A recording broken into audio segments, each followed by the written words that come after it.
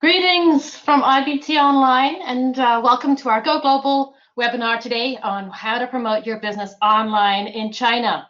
We've got a lot of information to go through. It's obviously a huge topic, so we're going to jump right in and get started. My name is Susanna Hardy and I'm Chief Content Officer at IBT Online. And the first thing I want to do actually is get through a little bit of housekeeping for today's webinar. So today's webinar on online in China is part of a series that we have on Go Global, which we run for our companies, our clients, and for exporters throughout the world. The Go Global webinar series is 4 years old. We have a lot of resources that you can dip into. We would encourage you to go onto our website and have a browse around. The next webinar in about 2 weeks' time is about international e-commerce for businesses. And today's webinar is going to be about 45 minutes long.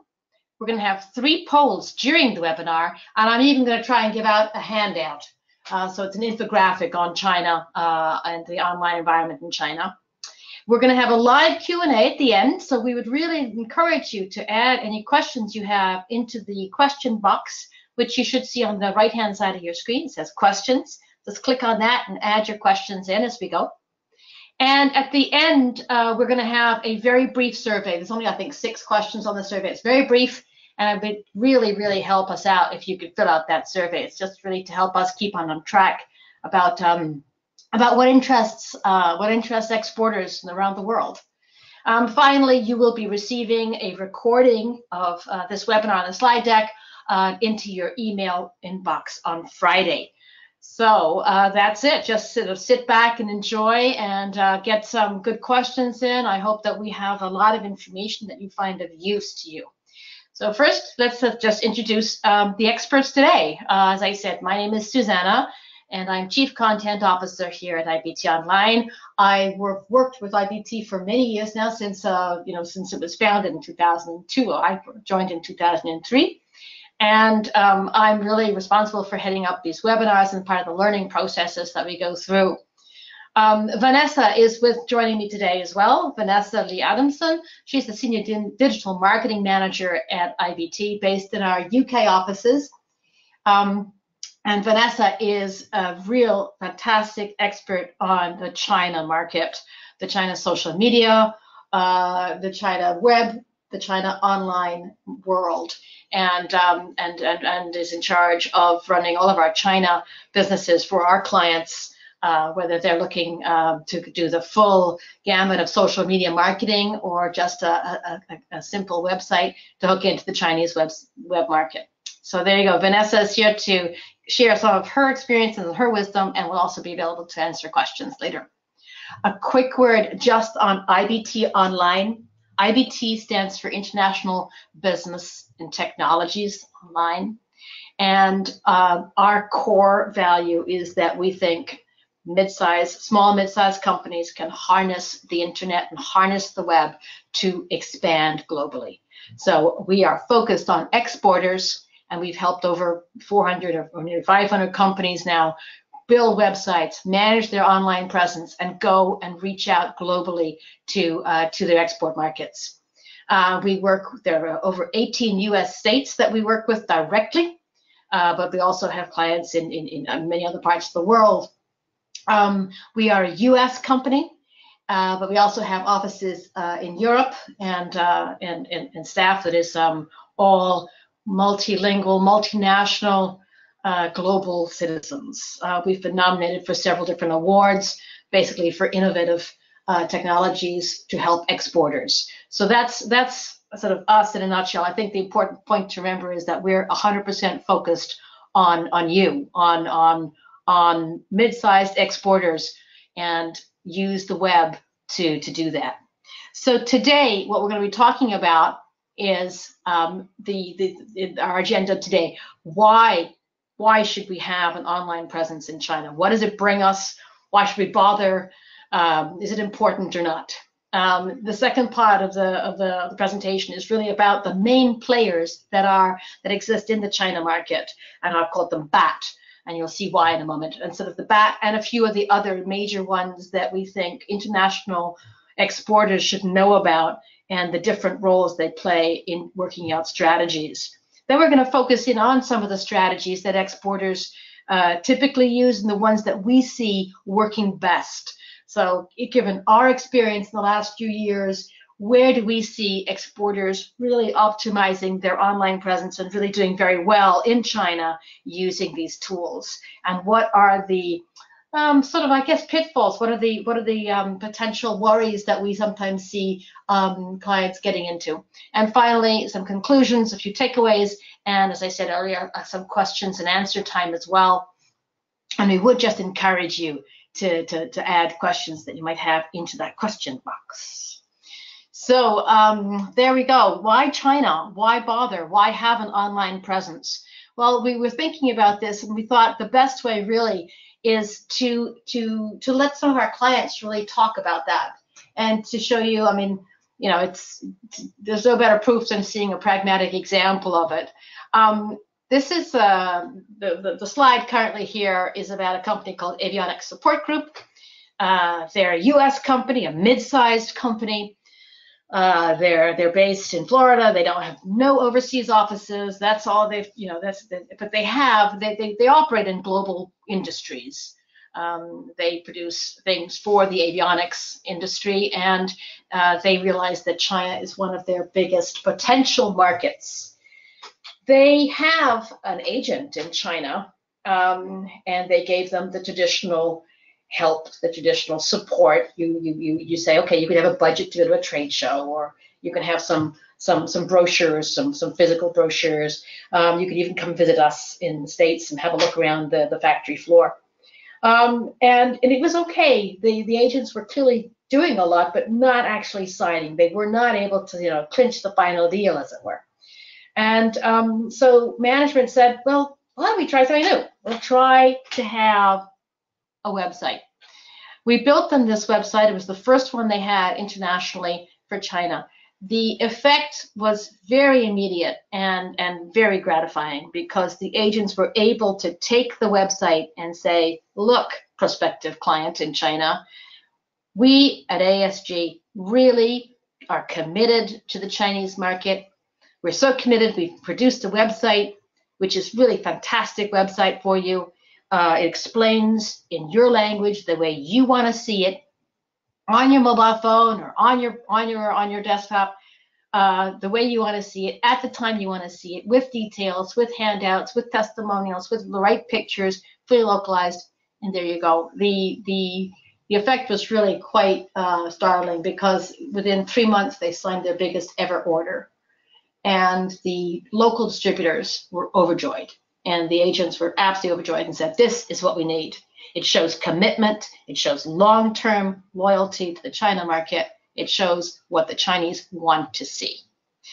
We would invite you as well to go onto our website. There's the URL there at the bottom of the page. If you go onto our website, ibt.onl success stories, you'll find Hugo talking about it and saying how he rolled that out, and so that you can hear his words as well. So the why is simply because it is a very effective way to engage your prospects. So a website in China is the best way to be found, to be understood, and to do business in these markets. Couple of things just about the overall landscape, China online landscape, and I've compared it here to the United States. You know, the online population in the United States, just shy of 300 million, online population of China, just shy of 800 million. Now, you say, well, of course, you know, China has a much bigger population, so they'd have that bigger size, but nonetheless, you know, it's more than twice the size of the online population of the United States. But what really grabs me is the offline population. So that's the potential still to come. And in China, you're only at about just over 50% internet penetration rate. The USA has an over 80% penetration rate. This means that China is not only, you know, nearly 2.5 times the size of the US online population. It's got almost the same size still coming at it. So there's still, the potential is still so vast. So that's the very first thing to notice. One, it's huge already. It's the single largest internet population in the world, but there's still a vast amount to come on stream. Right, now let's go and look at some of the more detailed side of it. These pictures all come, by the way, from an infographic that we have put together about the China online environment. And in fact, you can get that on the, again, on your screen, you should see a little button that says handouts. And you should be able to click on that handout and get that handout. Just drag it onto your computer. It says China's online environment handout. And that'll give you all the details of, and I've just captured the first two paragraphs of that infographic. Again, I don't want to go through these numbers because they're too many, way too many numbers, and you can do that at leisure with the handout. But I just want to point out a couple of things. One is China's absolute love of apps. The world average of apps, how many apps does the average person have? 80 apps average. China, the average is 100 apps easily and growing. Also, in terms of number of hours, China, 225 billion hours spent on the internet in 2017.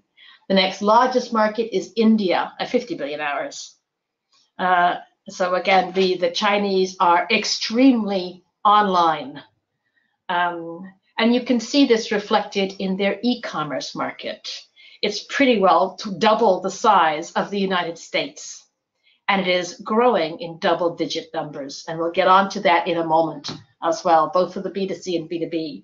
This is a pie chart of the B2C e-commerce market. The B2B is about twice that size, but harder to get numbers on.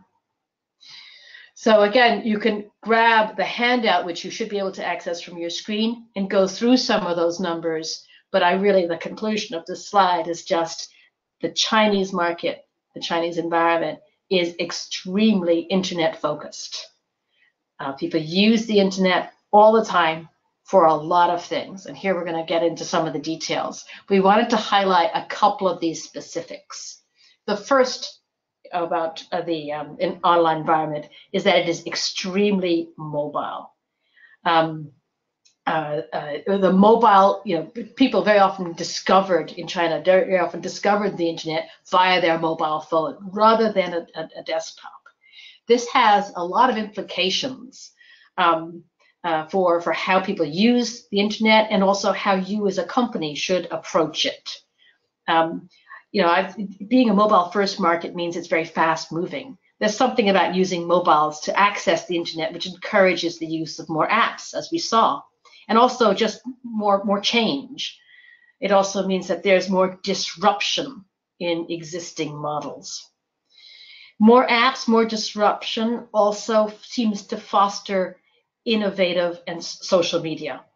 So everywhere, in all the markets, not just China, people are increasingly merging and fusing the search with social. And it's very, very true of China.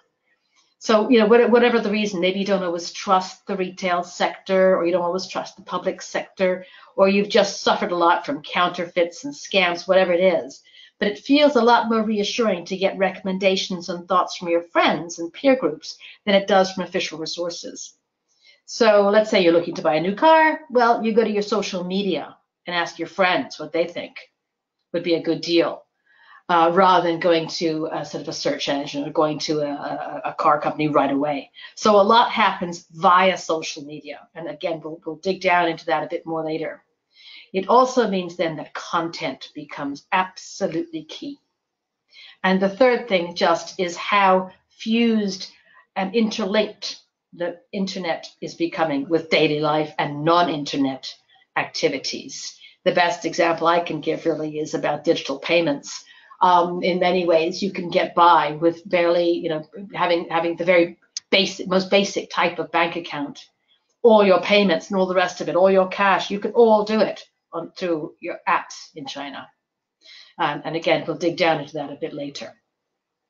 We said that about 97% of China is using mobile apps, mobile devices to access the internet. There was quite an interesting Price Waterhouse survey recently. It said that 52% of Chinese consumers shop using their mobile on a weekly or a daily basis.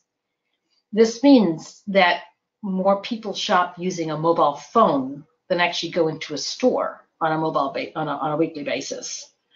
So the graph on the left-hand side gives you an estimate of some of the e-commerce in the United States versus China. We saw from a previous one that the e-commerce B2C market is about double that of China, of the USA, and it's looking to increase that proportion going forward.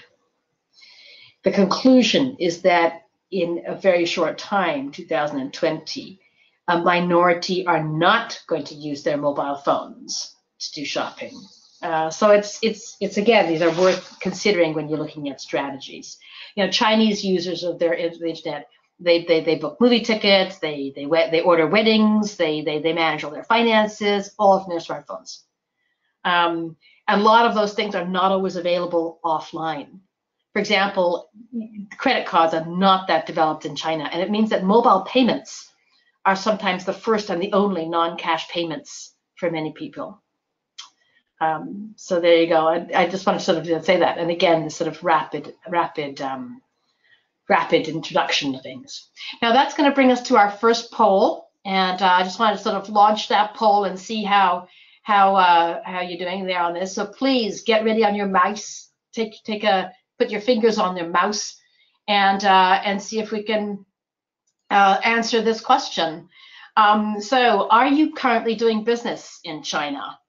And you just click on one of the ones that you see there in front of you. So, yes, if you're doing it via an in-market partner, yes, if you're doing it via distributors, yes, if it's only online, or if you're thinking about it. Just looking at some of the responses, I think the vast majority do not have in-market partners and are looking at distributors. I'd say, well, not perhaps the vast majority, but certainly over 50% of you are already doing business in China and doing it via distributors and in-market partners. Thank you very much. That's great to know. Moving on. We're going to talk now about some of the main protagonists in this market, and I've called this BAT and more. Here we go. The first one, I think, that one has to know, that every company has to know when you're looking about doing business in China, is that Western social media platforms and internet giants, Facebook, YouTube, Google, Twitter, are just non-existent in China. Many of them are actually banned. So BAT stands for Baidu, Alibaba, and Tencent, together known as BAT. They're all founded at the end of the 20th century. All three have very charismatic co-founders. They look like they could all have come straight out of Silicon Valley. They're all in their 40s, multi-billionaires. Robin Li, for example, he started Baidu from his apartment in Peking, Beijing. He hired grad students to help him work on the algorithms. So it sounds very familiar to anyone in sort of Silicon Valley. Baidu is by far the leading search engine, the equivalent of Google, if you like, in China. It has grown far beyond that initial task, though. It now really does a lot of other things to do as well. It's got about a 75% market share in China. The algorithm is quite different from Google, and the way to approach it is different from Google. And again, Vanessa's got some comments about that. But it has many, many other businesses today. Some of the things it's mainly focusing on is artificial intelligence, hosting, and news services. But Baidu is the one to please if you're going to have a website there. That's for sure. Next in our list here is the A in the BAT. Founded in 1999 by Jack Ma, and Jack is now worth over $40 billion. He used to be an English teacher. Alibaba is the largest e-commerce company in the world. It started as a B2B portal, actually, but now it's by far the largest. It's really moved also from a marketplace more to a social commerce platform. So it allows, it's much more interactive than you think. It allows consumers to have quite a lot of fun, of exploring and buying and things like that. And it's moved also omni-channel. At the moment, it's also trying to get more international and going into digital entertainment. Alibaba turned Singles Day from a university student event to a absolutely worldwide phenomenon. Singles Day was earlier this week. In 2018, it was this weekend, it's absolutely smashed through its previous records, chalking up $30.8 billion worth of transactions within 24 hours. I think it did $1 billion of business in the first minute. It's absolutely enormous. It just totally eclipses the Thanksgiving weekend that you have in the States. It's about 3 times the size of, Black Friday, Cyber Monday. Just to give you an example, Amazon, which we think is such, Amazon does roughly 3 million packages a day. Alibaba does 12 million packages a day. Then we have Tencent. Tencent is probably perhaps less known outside, although it's known by its companies. It's really an internet conglomerate. And again, founded by a very charismatic sort of man in his 40s. Again, founded, quoted since 2004.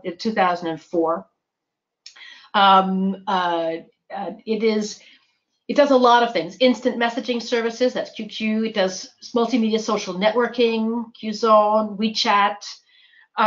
It does entertainment, news, information, QQ music, sports, streaming, a lot of things that it does here. The one that we want to focus on, which you may well have heard of, we think is really important that you have heard of, is WeChat. And I think I'm going to turn now to Vanessa. Oh, I've got one more poll to do before I do that. So another quick poll, and let's see which polls we should do today. We're going to do a quick poll now. Hold on. Closed. Do you use social media for your online marketing, for your export business? This is a terrific poll to start off for Vanessa, as she's now going to drill down into the social media and talk about how to gain traction in China and some of the biggest players for that. So about 50% of you are saying, it's similar actually, it's about 50% of you are saying yes, but only in few or some of our target markets. A few of you are saying that it's important for all your important export markets, but most of you are saying only a few target markets. That's very interesting indeed. We're very happy to see you engaging in social media internationally. With that, I'm going to turn over to Vanessa and talk a little bit about WeChat. Vanessa. Great, thank you, Susanna. I think, are we still sharing the presentation? Ooh, I hope so. Just because on my screen I am not seeing those presentations being shared. Okay, there we go. Thank you, Susanna. Okay. Thank you. Now let's talk about WeChat. WeChat is a Chinese social media app owned by Tencent, and it was launched in 2013. So in just 5 years' time, it has gained 1 billion users. And on average, Chinese internet users spend 1/3 of their time online on WeChat. So it's basically a messaging app. It has many other functions too. It's like messaging plus PayPal plus Facebook plus Uber plus Amazon, Spotify, Tinder, and other apps all rolled into one. People use WeChat to pay rent, find a parking space, make investments, find a date, and of course to buy and sell things. But instead of trying to become the largest social network in the world, WeChat focuses on a mobile lifestyle. Its goal is to access every aspect of its users' lives, including the non-social ones. So to do this, WeChat basically pioneered a model of apps within app. Millions, not just thousands, of lightweight apps live inside WeChat, much like web pages live on the internet. So it's like an internet within an internet. It's a closed environment. This makes WeChat more like a search engine.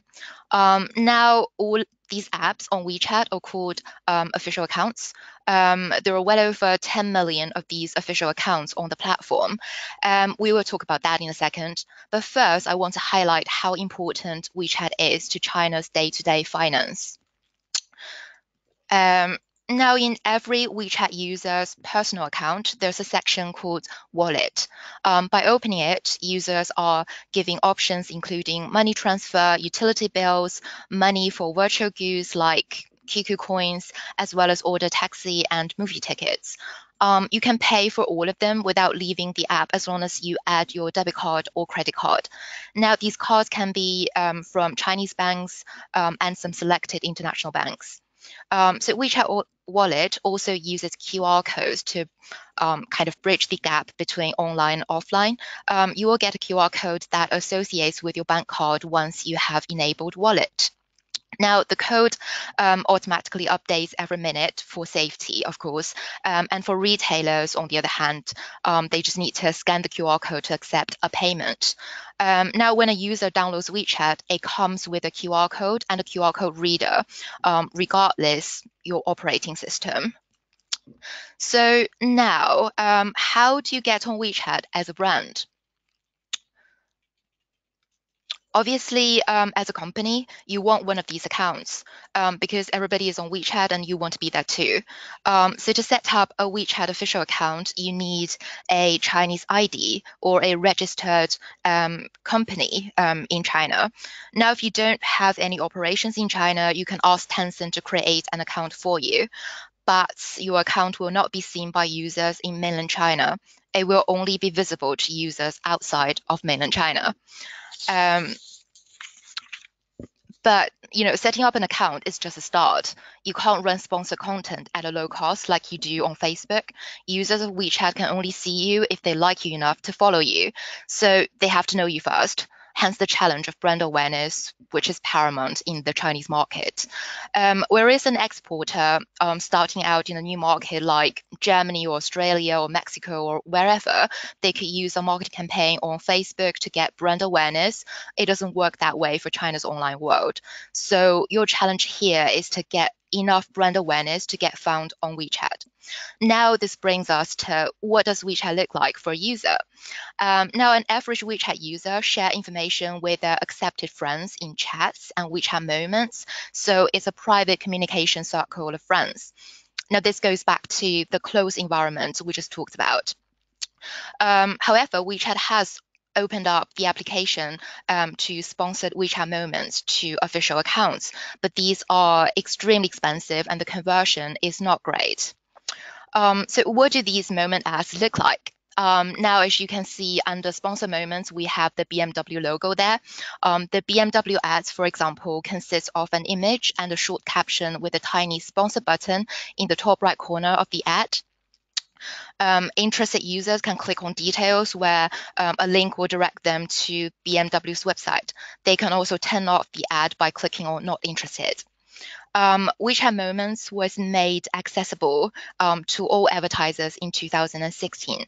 Now, the price for an ad, as we were just talking about, is very expensive. So it ranges from around 774,000. Now this includes up to in US dollars. Now this includes up to 6 images, a 6-second video, 1 details button, and up to 6 HTML5 pages, to the lower range to around 7,738 US dollars. And this includes only 1 image, 1 details button, and 1 HTML page. So that's how expensive it could be. Now, from an advertising standpoint, official account itself is a lot more powerful than sponsor moments. These are called subscription accounts. Now, it sits on a WeChat user's friend list. Clicking on it, you see content from different companies and you can download branded apps. So here's what Western brands are doing on these accounts as we are featuring here. As you can see, in Tesla's case, the company placed 3 tabs to help users have a 360-degree view of its products. Now, if you look at the bottom of the screenshot here on Tesla, There are 3 tabs, and they read in Chinese. The first one, from left to right: change the world, trial and purchase, and your experience, which is the last one. And then under the trial tab, users can learn more about Tesla's newest Model X and place an order on its website. So this tab is actually linking you directly to their website, so you can buy a Tesla on your WeChat account. So for e-commerce, Tencent, which is a parent company of WeChat, has a strategic partnership with JD.com, which is one of the leading e-commerce platforms in China. This makes JD.com the exclusive shopping channel in the WeChat mobile wallet. And last, we have KOLs, which is key opinion leaders or influencers, as we call it in the West.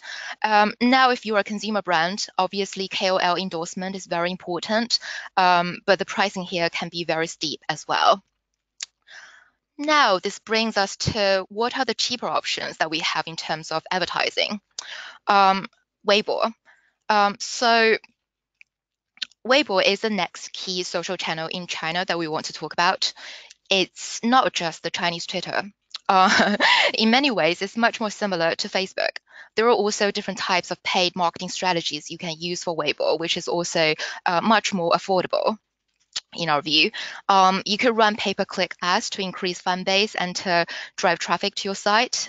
You can create mini tasks to collaborate with influencers to increase your brand awareness. And there are also, programmatic platforms where you can target individual audience utilizing first-party data and third-party data. But these can only be implemented to your advantage when you have a localized website where you can drive that traffic to. But also content is key, as we know. Next up, we have Baidu. So once you have a Chinese website, the challenge is to get it noticed. Now, Baidu doesn't really do organic search, as we all know. In other words, they don't quite do free traffic there. Baidu responds better to getting paid. Baidu search engine marketing is a great place to start your paid advertising on search engine in China. It looks similar to Google ads in that you have search and display ads, and the cost per click price is also based on market bids, namely on supply and demand. But the way you set it up is very, very Chinese. You have to, first of all, pay a pre-deposit for your advertising fee and annual service fee. You've got to upload your Chinese business license and include a Chinese phone number as a main contact. Needless to say, there is a lot of Chinese internet policy paperwork, and we do all of this for our clients on their behalf. And there are also lots of other differences compared to Google Ads. Baidu has a range of products you can use, like display resources, for example. They have specific areas just to promote your brand. This is called Brand Zone. And it can be expensive, but worth thinking about for product launch or special events. There is also a product called Baidu Knowledge. It's a free resource. It works a bit like a forum. So in sort of Western equivalent, we have Yahoo Q&A or Quora.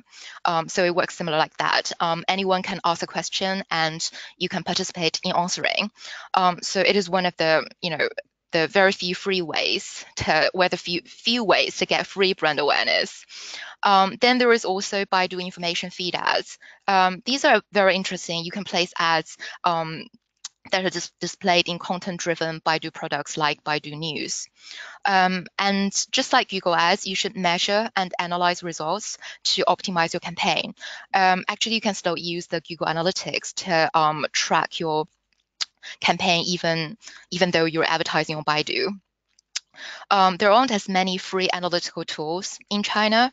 You do have Baidu Analytics, but the free version provides limited data and the whole interface is in Chinese. Now, for our clients, we do cross-check data between Google Analytics, Google Search Console, and the Baidu equivalents to these. So we get a full picture on paid campaign performance and the trends in search queries on Baidu.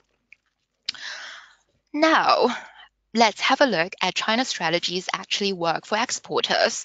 So one of the first things that companies do to get online and sell are the e-commerce platforms. Now, there are, as you can see, there are lots of e-commerce platforms in China. We've mentioned some of them at the beginning of our webinar. You have Tmall, 1688, by Alibaba. You also have JD.com. Certainly, Alibaba has made it look extremely easy for Western companies in some of their, marketing collaterals. But pure e-commerce from start is not a real option. Now, Alibaba may have promised that through using the platform, you will get your own locally hosted microsite. Makes it sound like quick and easy, but in reality, it is complicated. It's expensive and very different from your known Western model in that you will have less control and poor margins. Here we've listed 5 of the top constraints that we see over and over again. So first up, I would like to talk about the hidden costs and constraints working with an existing e-commerce provider such as Alibaba. So you will have to pay annual fees, management fees, and commission to the platform. These are specified based on the product category you're in, and the price occasionally, increases as of when your e-commerce provider feels like it. And your microsite on Alibaba is exclusive to Alibaba in that you can only run PPC campaigns using Alibaba's own products. They dictate terms and how-tos. There are also certain key placements such as homepage banners that you just can't get hold of unless they like you. Now, on top of this, they also require you to have local Chinese contacts in place for when things do go wrong. Now, another crucial requirement is that you need a local customer service call center to be alive 24/7. But once you got your site built on Alibaba, you had already sunk in a lot of money and efforts in order to gain customers, you might find it too late to be pulling back. Now, we're not saying that e-commerce is not a good option.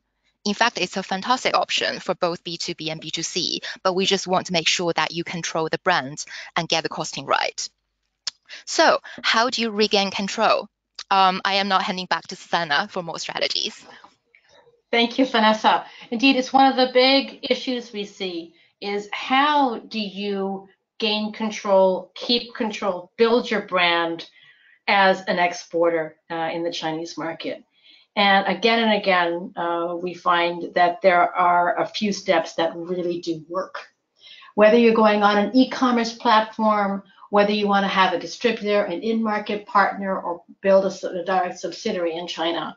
In each case, if you have your own build localized Chinese website, you maintain your online control and your online reputation and your online brand. And that's so very important. So for us, there are 3 simple steps. Build a localized Chinese website that you own, that you've built, that you've controlled, and then after that, if you want to jump onto an e-commerce platform, you can. If you want to hand it to a distributor, you can. If you want to have your own in-market partner, you can. Second step then is to build up a little bit of brand recognition through the Baidu search engine marketing. And third step, build up, again, brand nurturing, brand recognition through social media, starting off with Weibo, as Vanessa said, with the goal of having enough reputation to actually get onto WeChat, which is sort of the one you really want to get onto.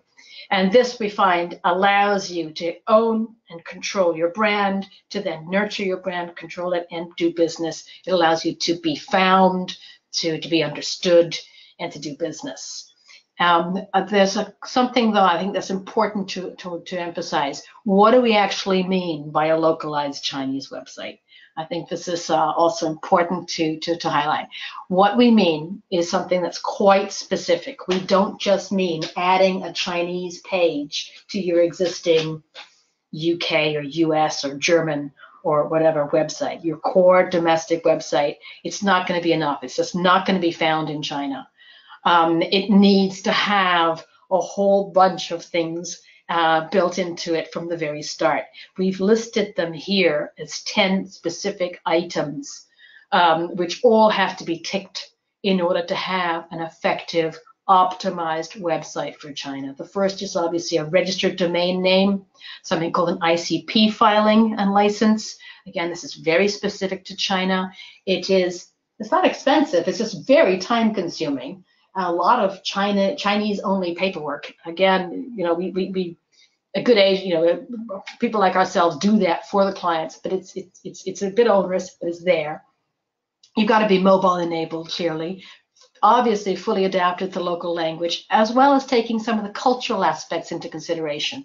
Things like color, all things like that are very important to the Chinese and to the Chinese audience. Remember also that you're reading in a different script and the other way around. So, it's got to be very different from your core website, perhaps. Nevertheless, you stay true to your brand and your image. Optimized for Baidu. As Vanessa explained, it's very different algorithm to Google.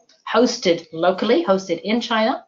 Otherwise, you'll get very slow upload and downloads, and then have the correct management systems as well. So there's a lot that goes into making these websites, but those are the core aspects that we think are really important to make sure that you have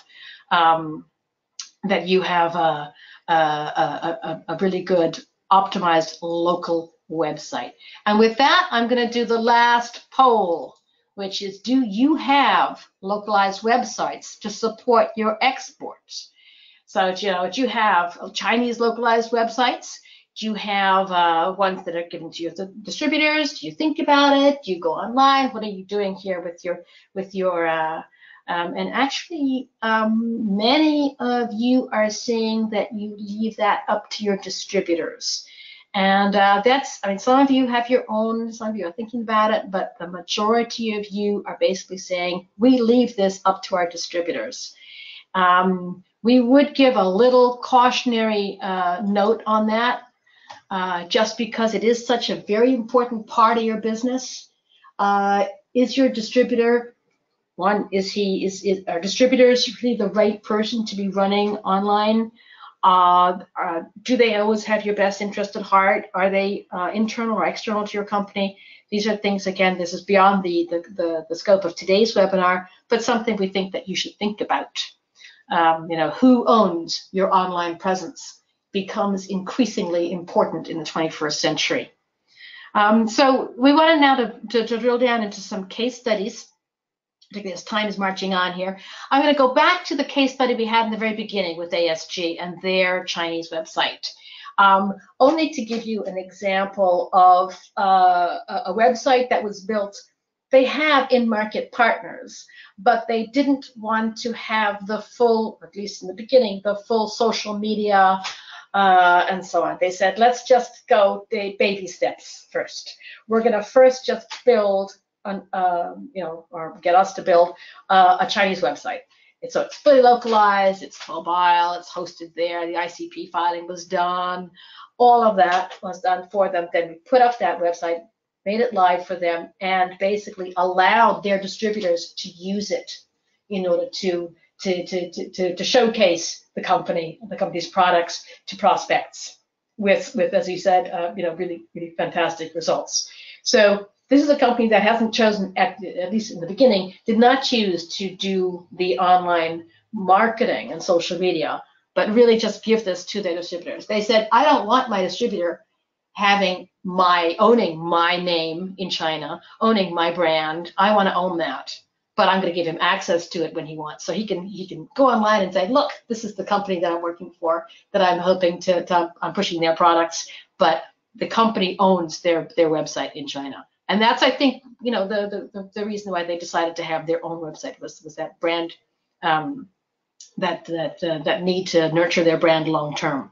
So that's one strategy. It is a strategy that works very well, and can be a very effective strategy for as I said, for a new company in China, for the first baby steps. And now we're going to talk about one which is a little bit larger. Perhaps Vanessa, you could talk about this one, different strategy. Yeah, so our client Farkler is a privately owned mid-sized company. They have a good partner in China, but management realized that the world is changing, it's online. So to gain real brand awareness and long-term sales in a local market, you need a local online presence, even more so in China. So they have decided to double down in China. The Chinese websites and online marketing are highly specific based on Chinese search engines and Chinese social media platforms, and all needs to be fine-tuned to suit local Chinese prospects. Now, if you want more details, head over to our website to hear what Mirana, Farkler's marketing director, has to say. You've got the link at the bottom of the page here. So next step, as soon as we launched the new China website, we worked with Farkler team to create and optimize engaging social media for the China market. Now, in the case of Farkler, they had established their own corporate entity in late 2017, and that, coupled with their in-market partners, made it very easy to create a WeChat account. And as we have featured here on the right, and as we have, just explained, this is the most powerful social media platform in China. So using WeChat and Weibo allowed for a wider reach to nurture the Farkler brand in China. We're helping with content creation as well, or modeling it on the company's existing content, but fully localizing the content to suit Chinese buyers. On top of that, we also conduct regular reporting and reviewing Baidu analytics to keep everyone on the same page. Our efforts are all focused on building Farkler's sales, brand, and business in China. So I will now hand back to Susanna for a recap on your China strategies. Thank you very much. Thanks for Vanessa, fantastic. Just looking at time, and I do see that there's some questions that have been put in.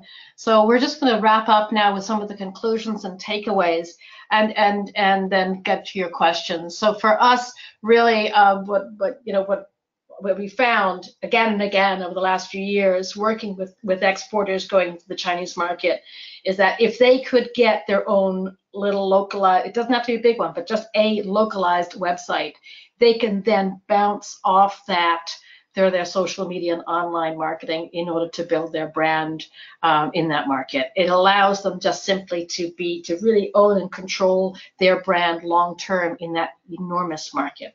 So get found, be understood, do business with the localized website.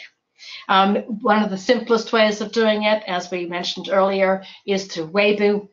A localized, that would be the sort of entry level, using a localized website and the Weibo in order to eventually graduate up to a proper WeChat account, business account, once you've gained enough traction in your website, in your brand and online. But Weibo is a fantastic way of leveraging the website, and also of gaining more traction with distributors, and even attracting new distributors to your account. Another thing that I wanted to highlight was just how useful this is when you go on a trade show. As you know, China has some of the largest trade shows in the world, together with Germany. So it's a great time also to optimize that investment that you've already made into the trade show. By having an online presence that your prospective buyers can actually understand and look through and really get a feeling for your company. So typically we would start an online marketing media campaign about 2 months before the show in order to get the traction and make sure that you're getting a lot of local buyers. They have to have very clear objectives, what's the footfall at the stand to increase by X%, or we need to identify X number of new distributors, or whatever it is. And that, with those objectives, you then design the strategy. Just a little quick note, QR codes get really important because all the Chinese are used to just scanning those and going straight onto the line for that. So everything has to be sort of one scan away for your Chinese audience. So when they scan your QR code, they go to your home page. and then they have the option to click on the following pages. So that could be either Weibo or WeChat or whatever. So that when you're running a promotion, you need to make sure they click on those buttons. It's a great way to gather traffic, and another great way of getting followers on WeChat. So those are sort of our main conclusions, is basically get a website, use it to access the Chinese market. And it's not a new path. It's a path that many companies have chosen with success. And with that, I'm going to round up, because I do see that we have a lot of questions. Vanessa, I'm going to throw the first question to you. The first question comes actually from someone in Germany, and it says, China is a huge place, and I thought there were lots of dialects as well as being so big. Do we have to have several websites in China, or is one enough? Thank you for the question. It's a very good one. The common language is Mandarin, and for the internet, you have simplified Chinese for writing for mainland China. Now that is standardized throughout mainland China, so you can have just one website for 1.3 billion people. Not a bad investment, really. Indeed, one website, 1.3 billion people. I'm going to take the next question. You mentioned e-commerce platforms cost money to set up. Can you give us some detail about how much it costs to sell via e-commerce platforms? The answer is actually it's quite a lot. It's also a little bit complicated. For example, like JD and Tmall, the cost for a show is first deposit of about $15,000. That's frozen deposit, $15,000. And that's like a frozen deposit. It acts like a guarantee. So if you break the rules, they can fine you, and they'll take it out of that $15,000. Then after that, there's an annual fee of about $1,000. Then there's commission, and that varies from anything from 3% to we've seen up to 10%, depends on the category. And they also can raise the commission when they want. So these e-commerce platforms do have quite a lot of hidden costs in there. If you want more detail on that, send us an email or get in touch, and I'm happy to go through for further figures. Vanessa, a question for you. Our website uses a lot of YouTube videos for demonstrations and client testimonials. Can we repurpose these for our China website? Vanessa? Well, yes and no. First of all, YouTube is banned, but you can upload them through lots of different online channels, including Weibo. Weibo actually supports videos that are 15 seconds long, and also it's it's a good idea to add some subtitles in simplified Chinese as well if your video has an original language that's being spoken, whether it's in your home country. And there are other platforms for videos if you have longer videos. So you could go through Tencent Video and Youku, but just know that they are used a bit differently from YouTube. But anyway, there are lots of options depending on your objectives. Thanks, Vanessa. So the answer is basically YouTube is banned, but you can repurpose them on the Chinese ones, and that's really interesting. Also, that Weibo allow 15-second videos, so that's another great way of promoting your brand on that platform. There's a technical question now about hosting. You say you need to host locally. Is that really safe in China, is the question. So is it safe to host in China? And why is this important? I guess there's 2 points about hosting. The first is that it's really important for your end user and your user experience to have fast upload and download speeds. Nobody wants to sit around for an internet page to load. People just click off right away. So you need to host locally in order to get that speed. Then for China, Baidu does not actually acknowledge your website unless you host in China or in Hong Kong. Is it safe? Well, yes, it's as safe as anywhere. We use huge international companies that have servers and backups in multiple locations, and these are well-established multinational companies that we use. We actually use a non-Chinese one. So we've it's as safe as as anywhere. Obviously, that they're very securely backed up. So what I think there's also, to put it bluntly, there's also no choice. You have to host locally if you want to have a website locally. So Vanessa, about online marketing spend in China, how much should we allocate for an online marketing budget in China? We're just starting out, is the question. Okay, so obviously you have to go through all of those details that we just discussed about setting up those channels for you. And then to start off with advertising campaigns on Weibo and your pay-per-click campaign on Baidu, you're looking at a pre-deposit to the platforms at 15,000 RMB for a start, but you can allocate this across your advertising campaigns of 6 months, 12 months as you wish. But normally, to our experience, it probably would be sort of like maximum to stretch that across 6 months for China spend. And Baidu does charge an annual service fee of around 2,400 RMB. Now, I hope that's not changed yet. At least last time I checked, this was still the number. So, even before you start marketing, there are some upfront costs that works out to be roughly 2,000 in British pounds and 2,500 in US dollars. Then, in terms of content creation, localization, maintenance, campaign management and reporting, unless you have somebody in-house to do that for you. If you're considering to use an agency, here at IBT, we charge an amount based on hours that are agreed in advance, and you can scale up or down as needed.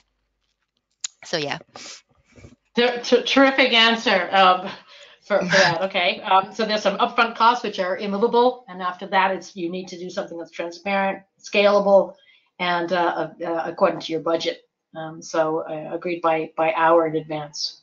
I'm going to take a very last question because I see we're on schedule. The last question: how much does this ICP filing cost? ICP is something we noted in one of our slides. It's one of the prerequisites of building a website in China. The good news is it doesn't cost anything in terms of money, but it costs a lot of time. It takes about 3 weeks, no, even longer. I mean, it takes about 20 working days just for the application. So that's not too bad, but there's a lot of paperwork to get through, and it's all in Chinese, and it's not easy paperwork either. So that's the main ICP filing for that.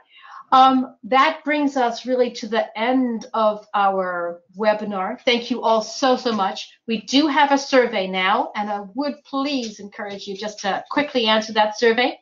Happy exporting, everybody. Get in touch with us if we can help, and we hope to see you in online and offline. Happy exporting. Bye-bye.